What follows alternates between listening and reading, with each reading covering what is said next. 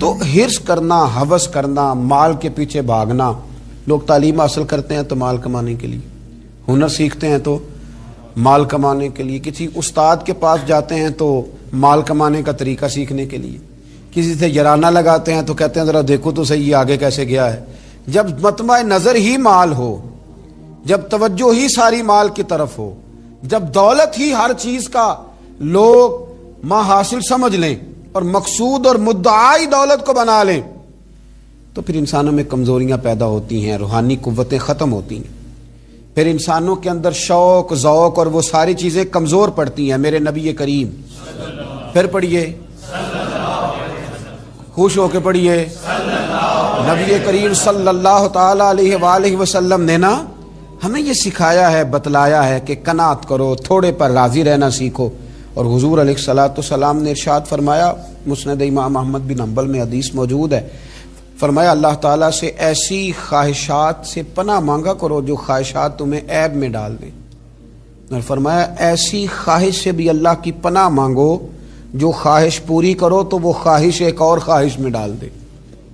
اللہ کی پناہ مانگو اس خواہش سے کہ جو پوری کی جائے تو پھر ایک اور خواہش میں تمہیں ڈال دے. اس سے اللہ تعالیٰ کی پناہ مانگو، پناہ مانگو، اللہ تبارک و تعالیٰ کی پناہ مانگو. بزرگوں نے لکھا ہے، حضرت محدث ابن جوزی علیہ رحمہ نے، کہ ایک شخص تھا، اس کے گھر میں ایک ناگن رہتی تھی. ناگن، وہ ناگن سونے کا انڈا دیتی تھی. بزرگ جب حکایات بیان کرتے تو سمجھانے کے لیے بیان کرتے. سونے کا انڈا دیتی تھی. اس ناگن نے اس طرح کیا کہ ایک دن اس کے گھوڑے کو ڈس لیا، گھوڑا مر گیا.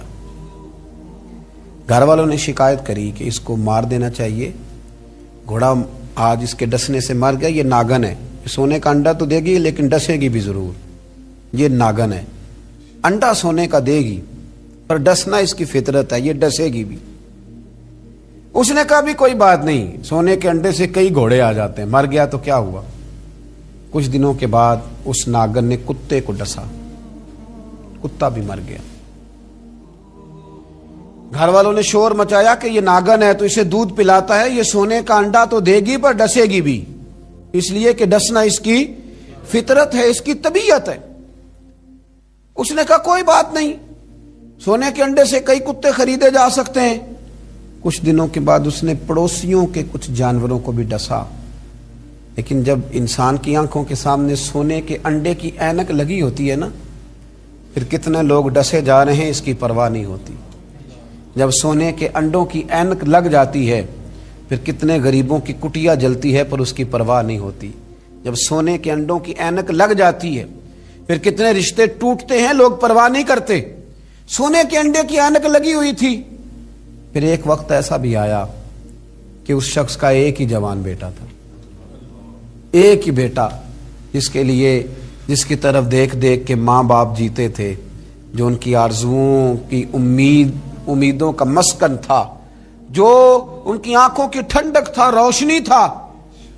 اس ناگن نے پھر اس بچے کو ڈسا، اور جب اس بچے کا جنازہ اٹھا تو پھر اس نے ہاتھ میں ڈنڈا پکڑا، اور ڈنڈا پکڑ کے جب وہ مارنے لگا نا ناگن کو، تو اس کی بیوی کہنے لگی اسے نہ مار، اپنے اندر کے لالچ کو ڈنڈا مار، اپنے اندر کی اس ہرس کو، اس ہوس کو، اس طمع کو، جس نے آج میرے بیٹے کی جان لے لی، جس نے ایک ماں کی گود اجاڑ ڈالی، جس نے اس گھر کی ساری خوشیوں کو تباہ کر دیا، اس لالچ پہ ڈنڈے برسا، جس نے تباہ کر کے رکھ دیا ہر چیز کو، جس نے کچھ بھی آج باقی نہیں چھوڑا. بے قدراں کچھ قدر نہ جاتی، کیتی خوب تسلی ہو، اے دنیا دار پجاری زر دے، کتیاں دے گل ٹلی ہو.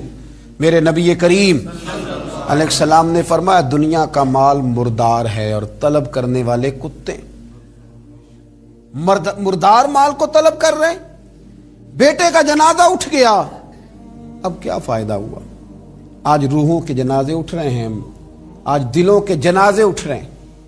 آج تن کے اجلے لوگوں کے من کے اندر کچھ بھی موجود نہیں، مردہ روحیں، مردہ دل، مردہ خیالات. ہر چیز مائنس کر کے جو چیز پیچھے بچی ہے وہ صرف دولت ہے. ہر چیز مائنس کر کے ہمارے پاس جو پیچھے بچی ہیں وہ جائیدادیں ہیں. ہر چیز مائنس کر کے جو ہم نے بچایا ہے وہ دنیا کا مال ہے. باقی ہر چیز تباہ ہو گئی. بھائی کے ساتھ جھگڑا چل گیا ہے چونکہ ایک 4 مرلے کے پلاٹ کا معاملہ تھا. والد کے ساتھ تنازع چل گیا ہے چونکہ اس نے ہمیں حصہ کم دیا تھا. اماں کے ساتھ جھگڑا ہے کیونکہ وہ بڑے بھائی کی جائیداد زیادہ دینے کے حق میں ہے. ہمارا اپنے دوستوں یاروں کے ساتھ جو رشتہ ہے وہ لالچ کا ہے. ہم نے ہر جگہ ہرس کا بازار گرم کیا ہے.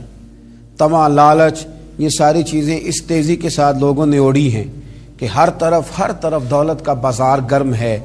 یہ جو سڑک پہ جا رہے ہیں کچھ پیسے لینے جا رہے ہیں، کچھ لے کر کے واپس آ رہے ہیں، کچھ مزدوری کرنے جا رہے ہیں، کچھ مزدوری ڈھونڈنے جا رہے ہیں. دولت ہی دولت کا ہر طرف انبار لگ گیا ہے. یوں محسوس ہوتا ہے کہ جیسے اب جو کسی سے سلام لیتا ہے تو وہ بھی پہلے سوچتا ہے کہ مجھے میسر کیا آئے گا. حضرت موسیٰ کلیم اللہ علی نبینا علیہ الصلاۃ والسلام، حضرت موسیٰ کلیم اللہ علیہ الصلاۃ والسلام کے زمانے میں ایک شخص تھا جو مستجاب الدعوات تھا. قوم جبارین کے پاس رہنے والا وہ شخص بلعم بن باورا اس کا نام تھا. مستجاب الدعوات تھا. اللہ نے اسے یہ درجہ عطا کیا تھا کہ جو دعا کرتا تھا رب اس کی قبول فرما لیتا تھا. اس کی دعائیں مقبول ہوتی تھی. اتنا اللہ کریم نے اسے نوازا تھا. جب حضرت موسیٰ علیہ السلام بنی اسرائیل کو لے کر اس قوم کی طرف گئے نا جہاد کرنے کے لیے، تو بلعم بن باورا پہاڑ پر عبادت کرتا تھا. بہت سارے لوگ اس کے عقیدت مند تھے، بہت سارے لوگ اس سے محبت کرتے تھے، بہت ساری جگہوں پہ وہ چاہا جاتا تھا.